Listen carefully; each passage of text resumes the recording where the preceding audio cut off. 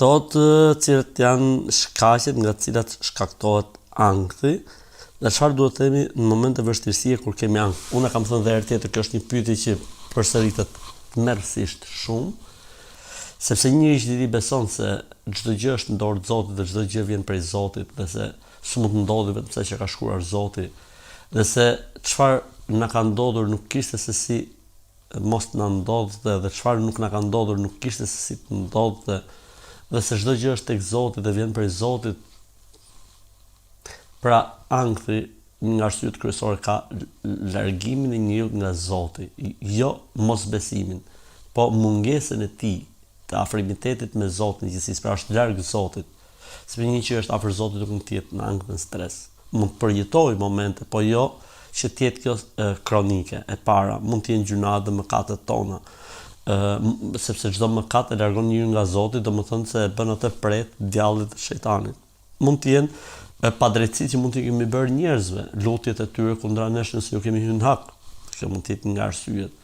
Mund të ketë ankthi dhe stresi arsye le të themi psikike, pra njeriu ka dobësim le të themi sistemet nervor, neuronësh, problematika të caktuara, hallet e jetës, sikletet e jetës, fobitë ndryshme, gjitha këto mund të shkaktojnë. Për këtë arsye ai i cili ndjen momente të tilla dhe situata të tilla, siç e kemi thënë, të bëjë një dush me ujë të ftohtë ose të marrë abdes, të falë namaz 2 rekat, pastaj 2 rekat, pastaj 2 rekat derisa ta largoj këtë forcë ose energji negative që po depërton trupin e tij nëpërmjet një energjie pozitive që është lidhja e tij me krijuesin, lidhja e tij me Zotin. Pra energjia pozitive do të luftojë energji negative dhe energjia pozitive do të zërë vendin e energjisë negative, e cila shkakton ankthin dhe stresin e kështu me radhë. Pra le të rregullojmë raportet tona me Zotin. Le të jemi afër Zotit, le të largohemi nga mëkatet. Mos i bëjmë keq njerëzve që mos marrin mallkimet e tyre apo ofshamat e tyre, të jemi të kujdesshëm me prindrit apo me njerëzit që kemi nën, le të themi, hyjmin ton, pushtetin ton. Le ta përmendim Zotin shumë, le të dërgojmë salavate mbi pejgamberin alayhis salam, le të shtojmë istighfarin, le të japim sadakan.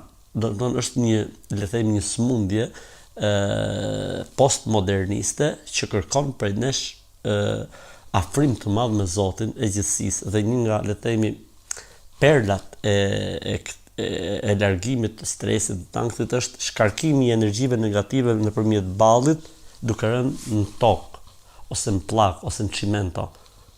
Ajo ju jep një shkarkim të energjive negative me të cilat ne ngarkohemi gjatë ditës, gjatë dëgjimit të gjërave, nëpërmjet le të themi teknologjisë e cila na rrethon, çdo gjë që lexojmë në rrjete e kështu me radhë. Allahu na ruajt neve dhe gjithë muslimanët nga stresi dhe nga ankthi.